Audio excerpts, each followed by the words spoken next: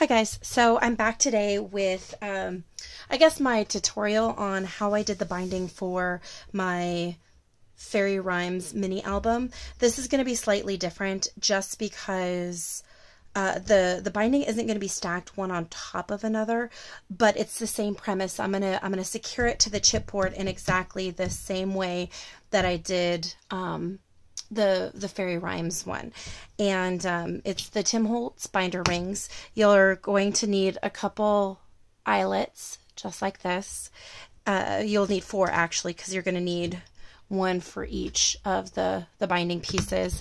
I'm going to be using a Big Bite today, and you'll have to forgive me because this is only like the second time I've ever used the Big Bite. And yeah, so I've already wrapped my cover in the cardstock, and I just used black cardstock to wrap it.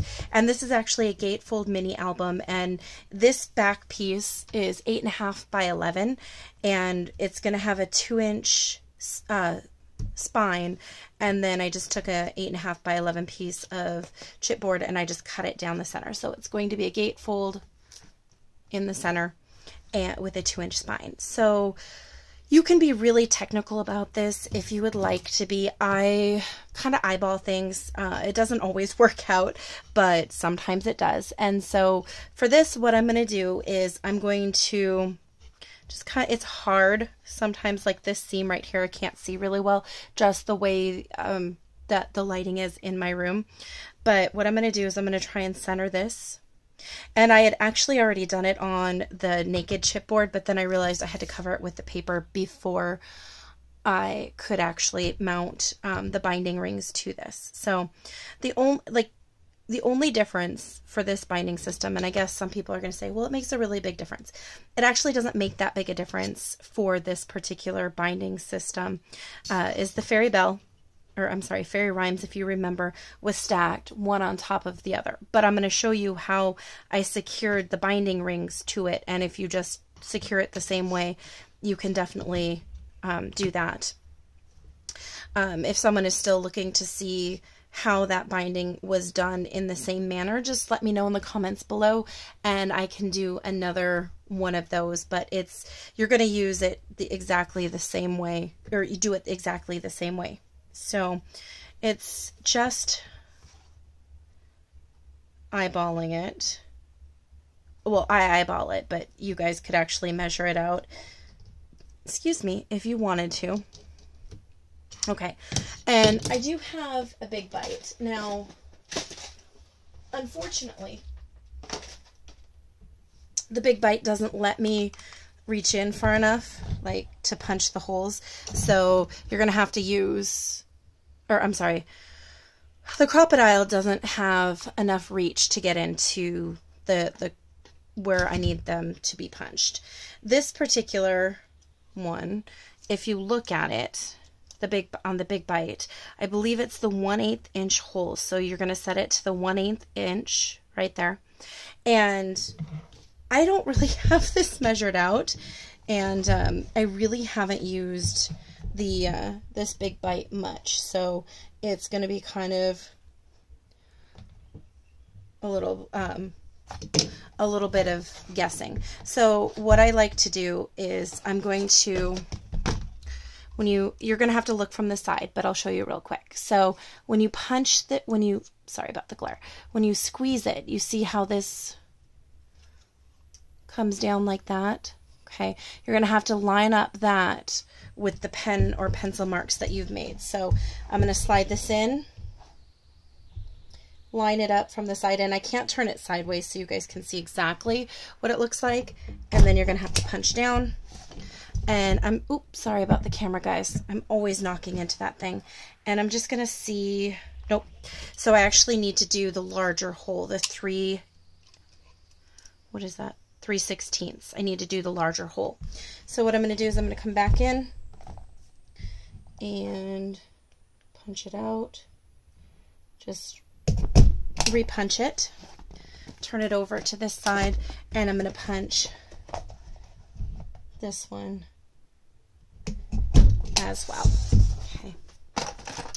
I haven't put the paper on the back of the project because I want to cover up the eyelets on the back. I don't want them showing through to the other side. Now, some people might want to keep it, and then they could, you know, string ribbon, you know, on the outside of it and, you know, hang stuff, but that's not the look that I'm going for. So then the next thing that I do is I take my eyelets, just like this, and I slide it into these gaps. Now, these gaps are actually for brads, but I don't feel like they're going to hold securely enough. You can actually, after you do this, you can pop the brad in there to kind of cover up the hole if you'd like to. So the next thing I do is just kind of push it in like that. Okay. And you want to push it all the way down so there's not, so it's resting, oops, so it's resting right there, like it's flush with that end. Do the same thing on both, and then when you do this, you should be able to fit, they should fit in to those holes just like that. Then you're going to take your big bite and you're going to have to set the eyelets. Now remember, be gentle when you set eyelets. Oops, sorry about the wiggle. Okay, and just kind of push down. Let's see if that, you have to make sure that it's all the way in. And it's probably best to come at it with an angle.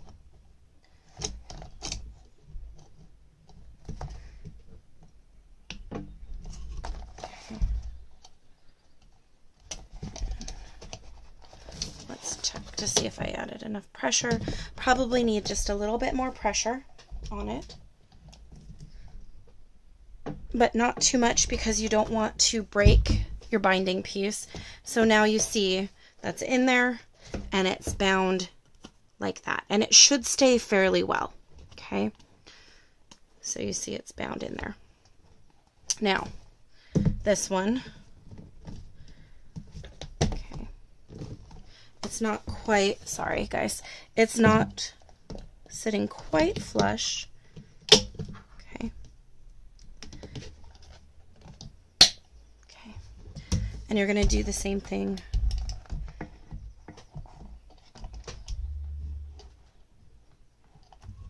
on this side. Oh, sorry about that, guys. It works a little bit better when you can, when you're not having to maneuver around a camera.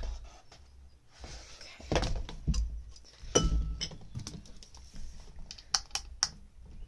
And make sure it's pushed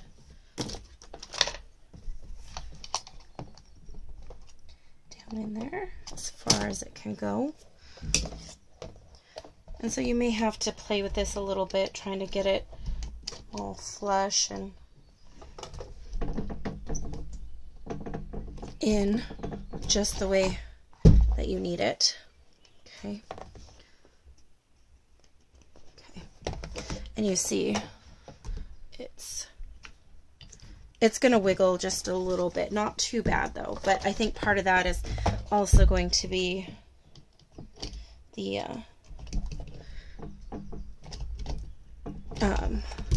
the chipboard is, there you go. So there you go. It's in there. And then this side will all be covered up with pattern paper. Okay. So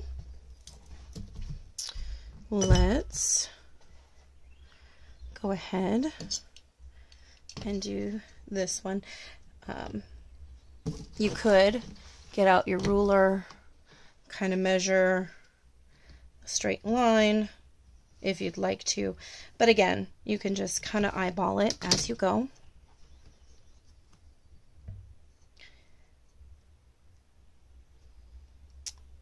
So we're going to go ahead and line it up. A couple of pen marks. I'm going to go ahead and put the eyelets in there. Eyelets.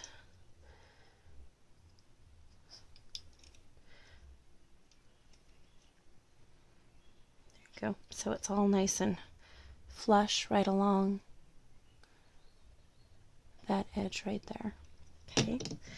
And then we're going to go ahead and move to the 3/16. Take it, find the hole, punch it, flip it over. Oops, just knocking stuff over left and right, guys. This is a really long cover. Okay, punch it there. And I can tell it's kind of kittywampus and crooked, but I'm okay with that. It gives it character, right? And then we're going to take these eyelets and get them pushed in place. There and there. It's flush. Take your big bite. Remember to push it back to the eyelet setting thing, because otherwise if you push down, it's going to punch another hole in your cardstock, and you do not want that. Okay, so then you bring it over here, okay, and line it up. Now again, I always recommend, or I don't always, because it's like the second time I've done this, go in at an angle. Don't go straight in, because if you go straight in, this little ring is going to get in your way. So you just push down and it should set it. See the back? It's all nice and set right there. And we have one more. So let's push that into place. Come in from an angle. Oopsie, there we go. So it's in at an angle. And squeeze, push, push, push, squeeze. And that eyelet is set as well. So that's the binding tutorial, I guess, or just how I do this particular binding. Now remember, if you guys had, if it was this way and you were mounting, actually, you know what? As I was going through and I was preparing to do this particular, I guess, tutorial or show and tell, I messed up and I cut my chipboard the wrong way. And so I actually have,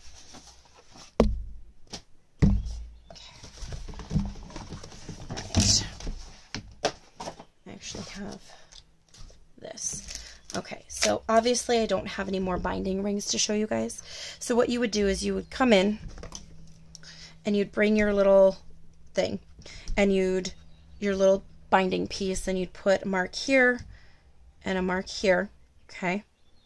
And then you punch, put the binder ring here, and then you'd want to come in from this side and set it here and set it here. Then you'd take the other one and you'd mark it, and mark it, and then you would just go punch, punch, and then you would set, set. So that's how I did it. So instead of, oops, sorry guys, it being oriented this way, and it's actually upside down, instead of it being oriented this way, it's actually oriented this way. So it's lengthwise instead of widthwise. So I hope you guys understood that and you could kind of see what I did. If you don't have a big bite, now here's what I found with the Fairy Bell, or Fairy Rhymes one. When I set this one, my big bite, or not my big bite, but my crocodile was big enough to come in from the side and punch it from the two outsides. So I could use the eyelets to set on the outside, and I actually had to use the brads to set the inside ones. So you kind of have to be creative in how you punch these holes, because obviously it doesn't go in. Some people may say, well, you could punch the holes with the Tim Holtz hole punch before you actually put the chipboard down, and you could definitely do that. It just wouldn't punch through the cardstock piece. So it's really up to you guys. And again, it's really that I don't think that the Tim Holtz punch is actually thick enough to go through. Jeez, I'm just breaking everything. Is actually thick enough to go, or what? right here, this piece isn't thick enough to actually slide in over chipboard that's covered. Let me see if I have, here's a piece of naked chipboard. You could do it with just a piece of unwrapped chipboard, okay? But that's all the farther in it's gonna go. So you can see how wide this is, and it's not going to, you know, give you much into the spine. So, but you could use it for a guide, because you could go here and here, mark, mark, and then here and here, mark, mark. It's really up to you guys how you want to do that. Like I said, this is just kind of a brief tutorial at probably like 10 minutes on how I came up with the binding system for stacking. So I hope you guys enjoyed. I'm sorry if I rambled. If this isn't exactly what you were looking for when you were asking how I did the binding system, please comment, let me know below, and I'll try and get some more binding rings and do a double stacked binder for you guys so you can see how I did that binding system. So thanks for watching, and I'll see you guys next time. Bye.